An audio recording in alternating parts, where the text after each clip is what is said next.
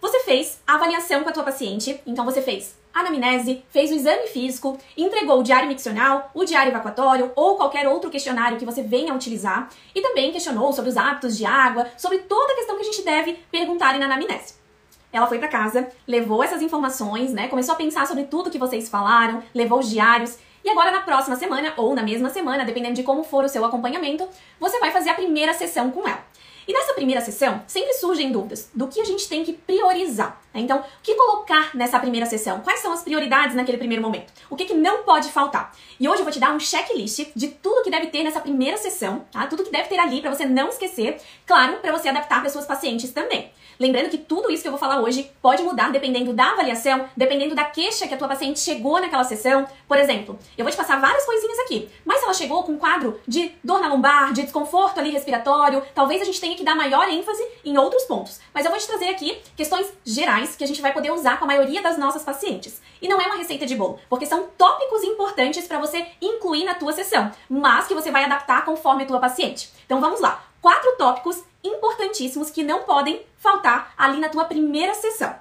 Eu falei que lá na nossa avaliação, no nosso primeiro contato, ela recebeu ali o diário miccional, diário evacuatório, questionários, ela vai fazer o diário da água também. E o primeiro tópico que eu quero te trazer é que ela vai te trazer todos esses diários, pelo menos a grande parte das nossas pacientes, né? Algumas vão esquecer, algumas vão trazer na próxima sessão, mas a grande maioria vai te trazer nessa primeira sessão. Então ela vai te trazer esses documentos e nesse primeiro momento, nessa tua primeira consulta, o objetivo aqui com esses diários vão ser de orientações. Então, eu sento com a minha paciente, ela me entregou, ó. Aqui, por exemplo, diário. A gente sentou ali, uma de frente para outra, e eu vou analisar junto com ela aqueles diários. Primeiro ponto aqui, anota aí. Pergunta para tua paciente como foi para ela preencher aqueles diários, porque ela vai te trazer tanta coisa interessante. Ela vai falar que percebeu que não elimina todo o conteúdo de urina, como ela havia te falado lá na anamnese, que sempre sai ali umas gotinhas depois que ela levanta do vaso. Ah, eu nunca tinha percebido isso e agora eu percebi. Ah, eu percebi que eu também não consigo relaxar para ir ao banheiro para urinar. Eu percebi que quando eu uso o celular no vaso, eu tenho mais dificuldade para evacuar. Então são questões que a gente vai trazendo ali junto com a paciente e que vão servir pra gente orientar também ela. Então, eu pego o diário, ali sentada com a paciente e vou analisando junto com ela. Ah, o diário miccional, 3 dias, a gente já conta ali com a paciente quantas vezes ela foi ao banheiro, já explica pra ela qual é o normal, explica pra ela quais os intervalos normais. Ah, a gente tá falando de gestante? Sim, estamos falando de gestante. O intervalo ele aumenta, o intervalo diminui, desculpa. O número de idas ao banheiro ele aumenta, mas a gente sempre tem que trazer a normalidade, falar que vai aumentar um pouquinho, mas que uma gestante, por exemplo, tá ficando 4 horas e meia sem ir ao banheiro, isso não é normal. Então a gente precisa já sentar ali com ela e orientar que aquilo ali vai trazer maior sobrecarga naquele assoalho pélvico, que pode piorar um quadro de incontinência urinária que ela já tem, pode piorar um quadro de infecção urinária que ela já tem. Então a gente precisa já pegar aquele material que a gente tem ali com ela naquele momento e já orientar. Esse é o primeiro tópico aqui que não pode faltar ali na primeira consulta. E outra coisa muito importante, o paciente traz o diário pra ti e às vezes a gente vai analisar depois que ela saiu da sessão. Só que às vezes ela marcou ali e você não entendeu várias informações. Por isso que eu sento com a minha paciente e eu já pergunto as coisas que eu não entendi. Porque eu já vou tirar as minhas dúvidas ali com ela naquele momento. E quando eu for fazer todo o relatório do diário depois, quando ela sair, daí eu não vou ter aquelas dúvidas, tá? Então por isso que é também bem importante a gente estar falando com ela sobre aquele diário, sobre aqueles hábitos que a gente encontrou ali e o que a gente vai mudar. Aqui também é o momento de você já orientar sobre questões relacionadas a hábitos. Por exemplo, eu falei da paciente do celular. Ali naquele momento, já é imprescindível que você já modifique esse comportamento. Então explique pra ela os malefícios daquela prática, mostra pra ela que dá pra ir ao banheiro sem usar o celular, que vai ser melhor pro esvaziamento completo daquele intestino, pra ela não precisar fazer força, vai melhorar a constipação dela. Então a gente já muda o hábito e explica o porquê. Assim a paciente adere muito melhor àquela mudança de hábito. Hoje o tema do post e da caixinha de perguntas foi sobre aderência. E a partir da primeira sessão, já é o momento de trabalhar aderência. Fazer com que a paciente vá aderir àquele tratamento e aderir às mudanças de hábito, aderir aos exercícios em casa, tá? Então aqui é um ponto fundamental pra gente trabalhar. Outra questão que a gente já vai orientar desde o primeiro momento é sobre ingesta de água. Ela vai me trazer o diário ali de ingesta de água, a gente já sabe o peso da paciente. Eu já multipliquei por 35. Então, 35 vezes o peso da paciente vai dar uma média de ingesta de água. Ah, a paciente trouxe ali pra mim que durante 7 dias a média diária dela foi de 1 litro. A gente já vai sentar com ela e já vai falar sobre a importância daquela ingesta de água para a gestação, fazer ali com ela como que a gente vai melhorar aquela ingesta de água, quais as estratégias que a gente vai utilizar para melhorar aqueles hábitos. Ah, é comprar uma garrafa nova, é deixar a garrafa ali do lado com ela. O que a gente vai trazer para melhorar esse hábito quando for necessário, tá? Então, esses são pontos fundamentais para você já utilizar essas ferramentas de avaliação já para orientar. Chegou o momento agora, então eu tava sentada com a minha paciente, chegou o momento agora de a paciente ir pra maca. Mas antes disso, já nessa primeira consulta, eu já vou verificar os sinais vitais iniciais, então pressão, saturação, frequência cardíaca, frequência respiratória, e isso aqui é fundamental. Não dá para começar uma sessão sem avaliação de sinais vitais iniciais e finais, tá? Isso aqui é fundamental, anota aí. É mais um tópico pra gente colocar aí de importância. Ele tá aqui como um tópico plus, mas ele é fundamental. Então acompanha comigo. O paciente sentou, mostrou o diário, eu aferi os sinais vitais dela, agora ela vai deitar na maca. E agora a gente vai para algumas técnicas específicas para essa primeira sessão. Então, muitas das nossas pacientes não sabem respirar adequadamente. Então, o segundo tópico importantíssimo aqui é, antes do assoalho pélvico, a gente ensina ela a respirar. Isso mesmo. Antes de pensar em assoalho pélvico, eu vou pensar em consciência respiratória. E através dessa respiração, a gente vai começar a trabalhar essa questão de consciência corporal, consciência abdominal, consciência respiratória, para depois trabalhar a consciência perineal. E como que a gente vai fazer isso? Primeiro, ensinando a respiração diafragmática, que é a que a gente vai mais utilizar ali no consultório.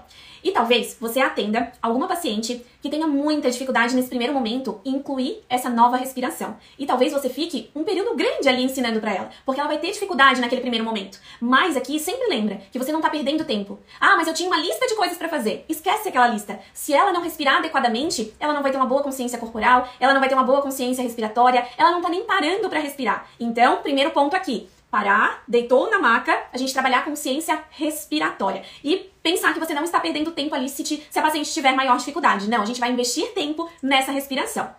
E diz pra tua paciente colocar as mãozinhas ali na barriga, no peito. Pede pra ela fechar os olhos, sentir a respiração dela. Talvez seja o único momento do dia dela que ela consiga fazer isso. Talvez seja uma mãe do segundo filho. Ela tem outro pequeno em casa. Ela nunca para no dia a dia dela. E ela foi pra tua sessão e você já quer fazer um exercício mirabolante, já quer colocar ela em pé, já quer fazer ela fazendo movimentos ali na bola. Não, para ali com ela, respira, faz ela ter essa consciência corporal, faz ela fechar os olhos dela, ter essa propriocepção. Tá? Isso aqui vai ser um ponto fundamental nesse início do teu acompanhamento.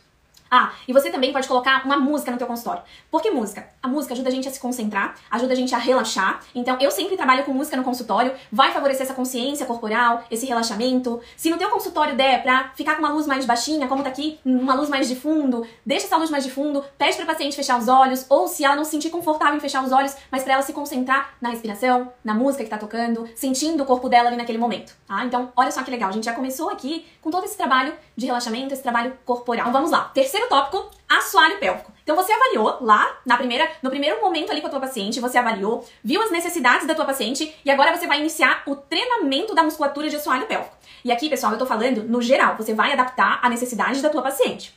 E a gente sempre se pergunta, eu já começo trabalhando todas as fibras musculares? Será que precisa? Será que a minha paciente ali naquele primeiro momento não precisa de uma consciência daquele movimento de contração, movimento de relaxamento? Então, nesse primeiro momento, na maioria das vezes, eu vou começar com um exercício bem tranquilo. Não pensando em força, não pensando em resistência, mas pensando em aprender. Aprender a respirar junto com a contração, aprender a contrair corretamente, a relaxar corretamente, a ela identificar aquela musculatura correta, a gente evitar ali as musculaturas acessórias. Então, a gente vai fazer esse trabalho de reconhecimento. Tá? Então, esse primeiro momento aqui é mais um exercício de consciência corporal para identificar essa musculatura e já começar a colocar esse treinamento em prática lá na casa dela. Imagina que essa paciente está vindo a primeira vez ali. Imagina se você já passa um treinamento ali, 5 exercícios para o assoalho pélvico naquele primeiro momento. Será que a paciente vai aderir? Será que ela não vai olhar e vai se assustar com aquela quantidade de exercícios que você passou? Então vai com calma na quantidade de exercícios nesse primeiro momento. Tá? Eu sempre começo com poucos exercícios, mas que ela vai praticar mais vezes. Por quê? Porque eu quero que ela tente colocar aqueles exercícios na rotina dela. Então exercícios fáceis, exercícios que ela vai ter uma excelente consciência ali naquele momento, que ela vai conseguir fazer antes de dormir, ao acordar, ali deitada na cama por enquanto. Depois a gente vai trabalhar outras posturas. Mas nesse primeiro momento, eu trago exercícios bem fáceis, simples, para que ela consiga colocar na rotina dela. Esse é um ponto-chave da aderência em casa. Sem isso aqui, ela vai começar o trabalho, porém, daqui a pouco ela desiste, porque ela vai dizer que não tem tempo. Então esse é um ponto aqui que a gente sempre tem que priorizar, colocar os exercícios na rotina, tá? Então colocando ali exercícios tranquilos, pouca quantidade nesse primeiro momento, depois a gente avança. E aqui é imprescindível fazer o toque novamente. Eu não posso, nessa primeira consulta ali, né, o primeiro contato de técnica ali com ela, não fazer o toque. Ah, mas eu já fiz lá na avaliação, eu já sei como é que é a musculatura dela. Tá, mas aqui você tá passando um exercício. Lá na avaliação você estava avaliando. Então aqui é imprescindível a gente fazer o toque novamente e por 2 motivos. Anota aí. Primeiro é saber se a paciente está fazendo corretamente o exercício que você passou. Segundo motivo, você vai dar um feedback para ela. Você vai mostrar para ela que é o local correto para ela contrair. Então, com o toque ali, ela vai saber aonde ela vai contrair. E segundo, você vai falar para ela que ela está contraindo corretamente ou não está, que ela está relaxando corretamente ou não está. Tá? Então, 2 motivos pelo qual a gente deve fazer o toque aí nesse primeiro contato. Dar consciência e para avaliar se a paciente está fazendo o exercício corretamente. É fundamental. Não adianta só avaliar e nunca mais fazer toque. Não, o toque ele tem que ser constante e nesse primeiro momento ele é fundamental, ele é imprescindível. E a gente está chegando ao quarto tópico aqui que não pode deixar de lado aí na primeira consulta com a nossa paciente. E esse quarto tópico é orientações. Jéssica, mas tu já falou lá no primeiro momento sobre orientar com relação ao diário miccional, ao diário evacuatório. Pois é, nessa nossa primeira consulta a gente vai orientar muito. E orientar não é perder tempo, é investir tempo. Por quê? Aqui eu não vou orientar as mesmas coisas que eu orientei lá no primeiro momento. Aqui eu vou orientar com tudo o que eu vi ali na anamnese que a minha paciente não está fazendo corretamente com relação ali a posturas. Então, por exemplo, a minha paciente trabalha no escritório e ela me disse que a postura dela, ela começa até bem, mas ao longo do dia ela vai ali trazendo os ombros em protusão, ela vai fazendo ali uma flexão daquela coluna, ela começa a ter dor na lombar. Então, o que a gente pode fazer já nesse primeiro momento para já orientar a minha paciente para que ela não faça isso, ou para que ela minimize aquelas alterações ao longo do dia dela e minimize também aquelas dores no final do dia. Então, a minha paciente está ali sentada na cadeira, ali no meu consultório. Eu vou orientar para ela o que ela pode fazer para evitar isso. Ela percebeu que ela está trazendo o ombro em protusão. Percebe novamente, junta as escápulas, faz isso algumas vezes ao longo do dia. Ela sentiu que está fazendo uma flexão ali da coluna. Tenta, elevar esses ombros novamente, trazer essa coluna de volta, tenta mobilizar essa cintura escapular ao longo desse dia. A paciente não consegue sentar lá mais confortavelmente na cadeira dela. Quem sabe a gente oriente que seja colocado uma almofada ali naquela cadeira. Então, vendo como a gente consegue trabalhar aí até no ambiente de trabalho dela. Porque a maior parte do dia dela, ela fica no trabalho. Então, a gente precisa dar prioridade também para essas alterações.